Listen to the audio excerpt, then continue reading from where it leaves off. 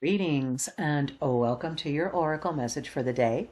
I am Kat Morgan and I welcome you to this video, to this channel, and to this space. This is a timeless reading for the collective, so whenever and however you come across this video, it's the right time for you to be getting this message. And we've been going through our mega deck. You can look down in the description below to find out how that was built and what all went into that. But we've been pulling one card every morning. And today's card is from Nicola McIntosh's Crystal Grid Oracle deck. It is card number 60, representing Lucidity. And our stone for the day is Meteorolite. Meteorolite.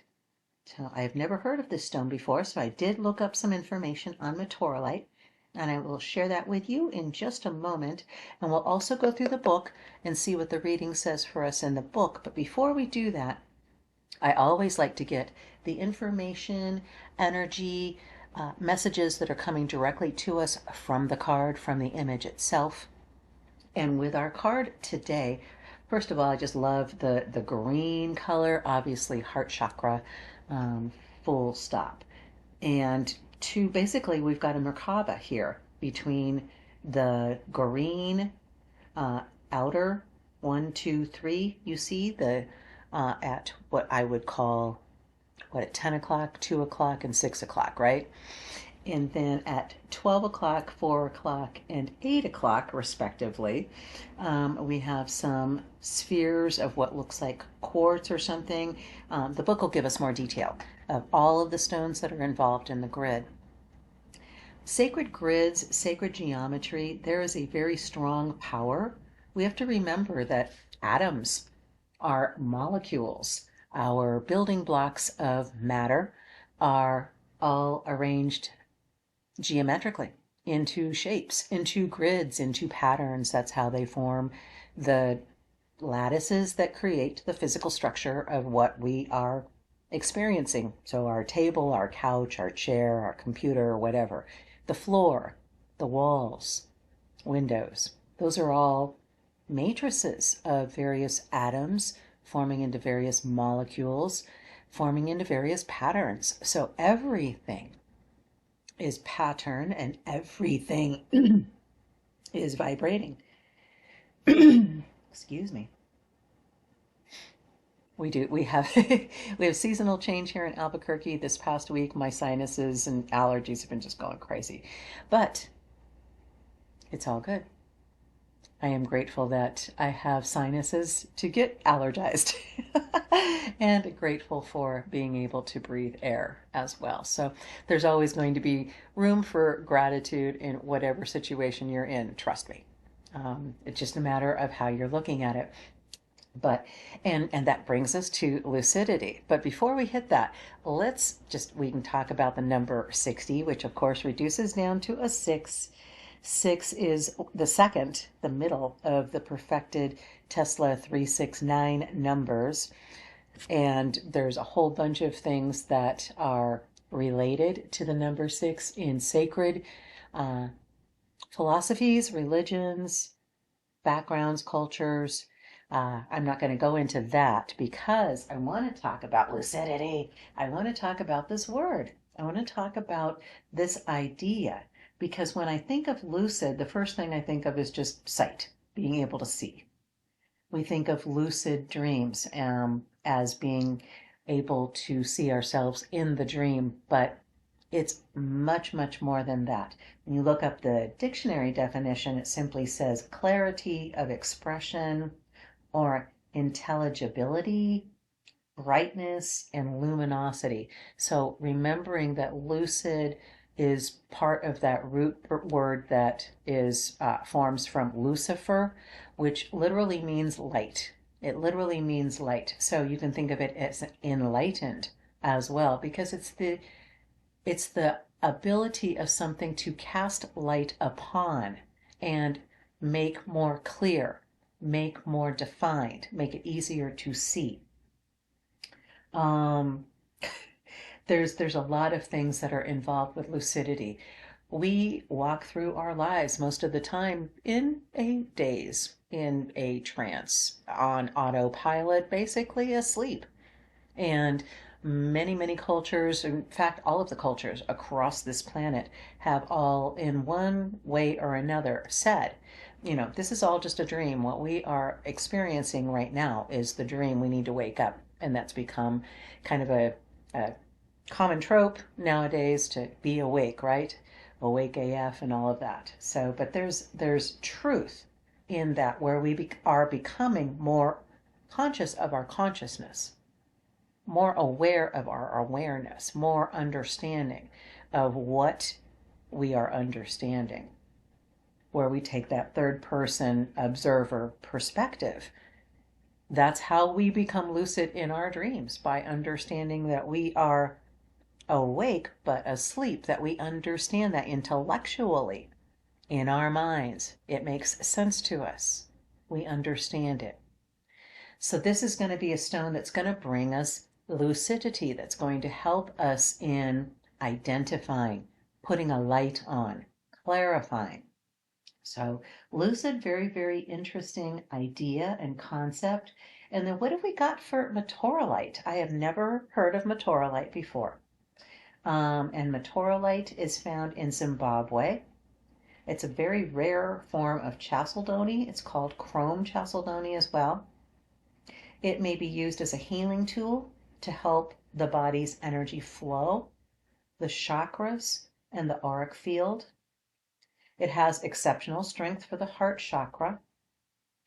And the base mineral is chalcedony, and it's referred to as chrome chalcedony, and chromium is what gives it its green hue. Meteorolite is a powerful heart chakra stone that helps you to overcome any emotional challenges you may be experiencing. It connects you to your inner self and encourages higher understanding of the universe. Meteorolite brings harmony to your mind, body, and soul, and heals turmoil in your heart. It's a rare mineral that assists with positive thinking, unwavering, sheer willpower, bam, and resilience towards adversity in life. It's a stone of peace and calm. It helps to center yourself emotionally and mentally. It can calm the auric field, instilling peace and harmony into your life and assisting you with understanding your higher purpose. So that's just like a brief overview on a Google search under meteorolite. So I encourage you, if you are not familiar with this stone, as I was not, to get information, to find out more information, to do your own research. Don't ever take my word for anything. Don't take anybody's word for anything. Always do your own research. Make sure that what you are hearing and listening to is the truth. Okay? I have, no worries, no concerns with what I say to you, but I don't want you to assume that anybody is telling you. You will know what is true for you. You will become this lucid being, this being of light, this being of understanding, of comprehension. So very, very interesting. Let's take a look in the book and find out what it says for us for our reading for today. We will have a overview on the card, and then we will have an exercise where we can actually make a connection with the card energetically. So as I'm reading this to you, you can close your eyes and just ask for the energy messages that are coming to you directly from the card, the image. You can put your hand over, let it hover over the screen, or actually touch the screen if you don't have an interactive computer screen, for example, and actually get the heart, the hand chakra, the palm chakra, and those fingertip chakras engaged with the image as well. It'll travel right up your arm, right through your shoulder, and right into your heart. Right there. All right, what have we got for our reading for today? So beside lucidity, we also have weather the storm and nurture for our keywords or key ideas. And our stones that we are working with are meteorolite, epidote, selenite, aventurine, quartz, and optical calcite. Now, aventurine and selenite are much more familiar to us, obviously quartz and calcite. So lots of very powerful stones in this obvious heart chakra energy. Meteorite is also known as chrome chalcedony and is commonly found in Zimbabwe. It is a cryptocrystalline form of quartz, meaning that it is an aggregate of many smaller crystals. This card represents the need to be lucid or fluid while weathering a storm, and it can provide the strength and endurance you need to ride it out. Storms don't last forever. They eventually pass, and all you need to do is take cover and wait it out. It is out of your control, so you don't need to worry yourself about what the outcome will be, because you can cross that bridge when you come to it. What you can do is remain calm and surrender to the beautiful energy that is cleansing your surroundings and will eventually bring sunshine. Meteorite helps you to connect with your heart chakra, ultimately where you find balance between your internal and external environments. It is the center of your heart, or your chakra system, and when there is imbalance there, it creates a disharmony between the upper and lower chakras. Balancing this area can give us the ability to work from a place of love, giving, and receiving. Folklore suggests meteorite supports the practice of working with plant medicine of all types. Connecting with the plant realm requires connection through your heart. You can endure, you can find strength, and you will heal and cope with whatever life throws at you. Remember that everything that happens to you is happening for you. So what can you learn from this experience? How can you make the most of what you've been dealt? Or how can you rise above what might seem unsurmountable?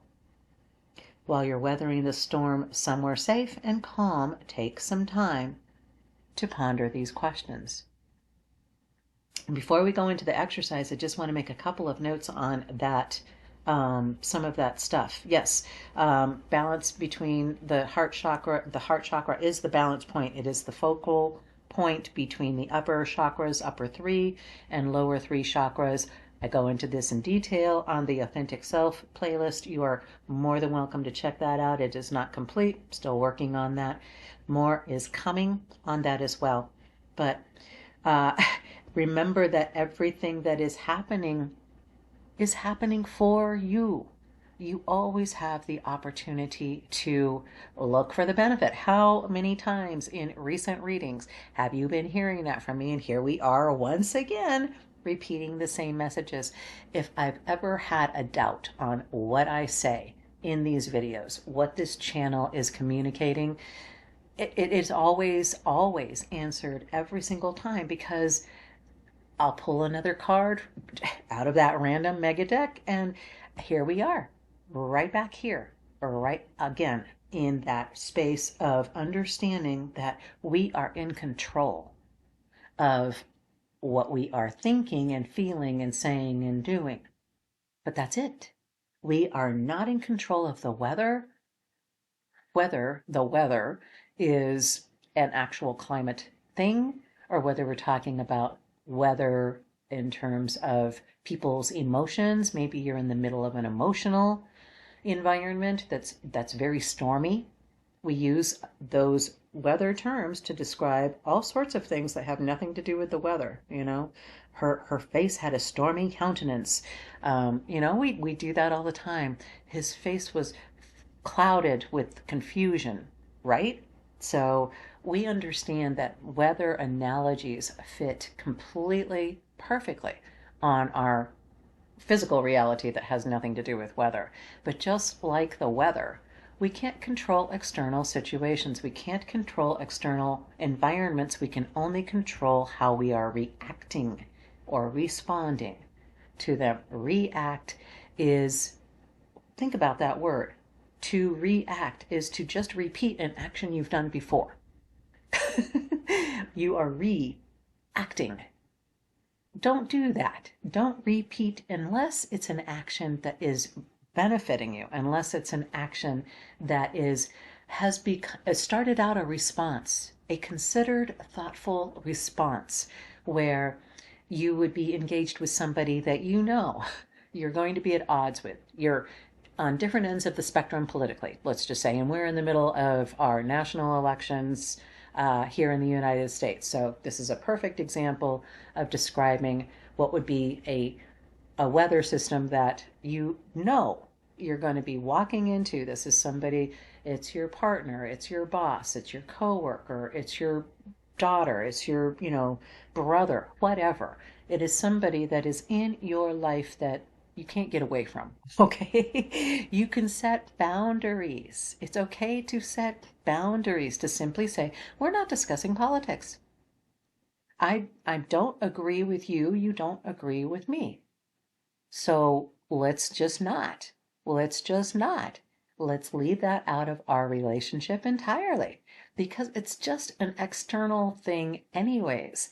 While it is important in terms of our physical environment and what happens in it, things get more expensive or less expensive, or violence becomes more or less, depending on what's going on and where you are and all of that good stuff.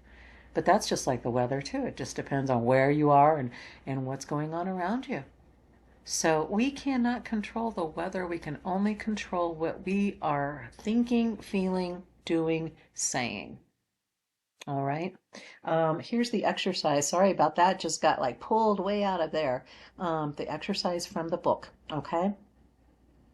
Is there an area in your life that would benefit from you being more fluid?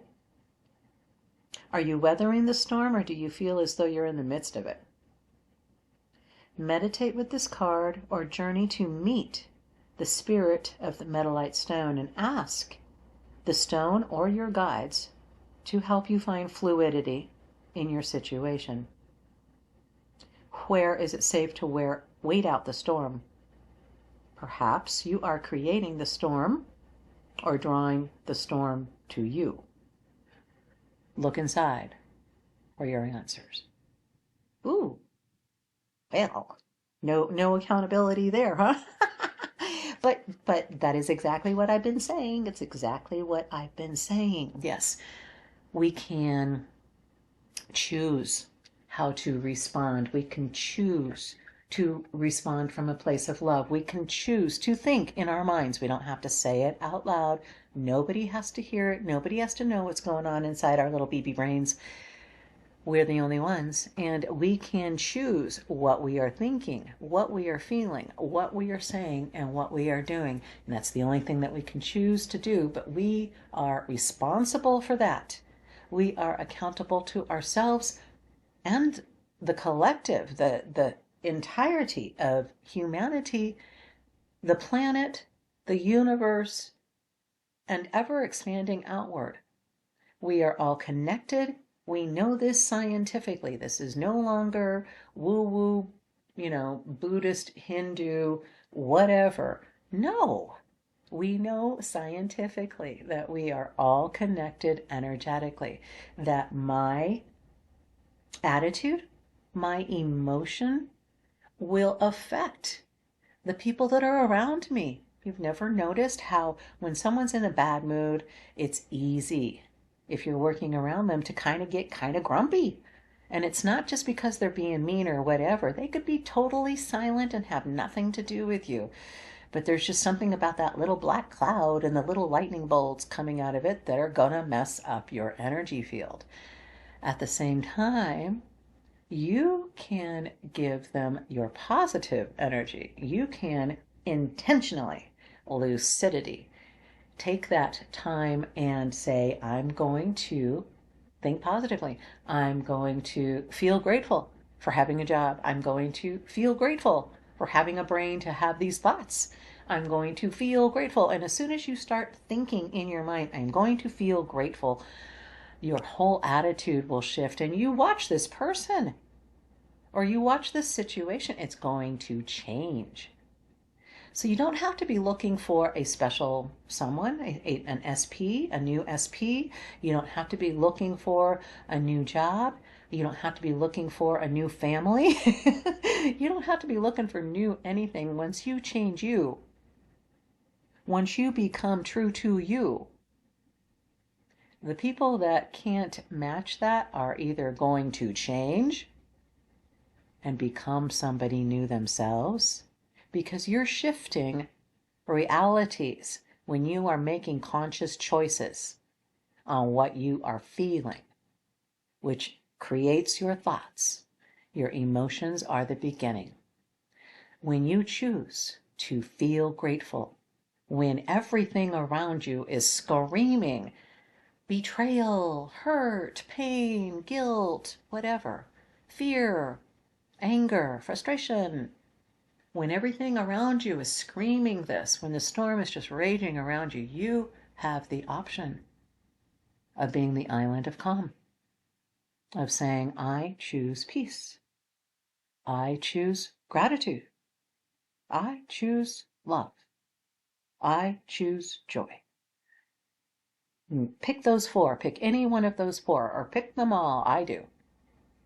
I'm not going to settle for anything. I'm not going to settle for one of any of those. I'm getting them all. I am a being of love. I am a being of peace. I am a being of joy. I am a being of gratitude. You say those four statements over and over in your head or out loud, and something is going to happen that is going to scare you. It is so fast and so amazing. So you do it. You prove me wrong. Go check it out and see what happens. I love you. Have the most amazing, fantastic day. What an amazing reading. Take this energy and make it yours, love, okay? I love you. Namaste. And ciao for now.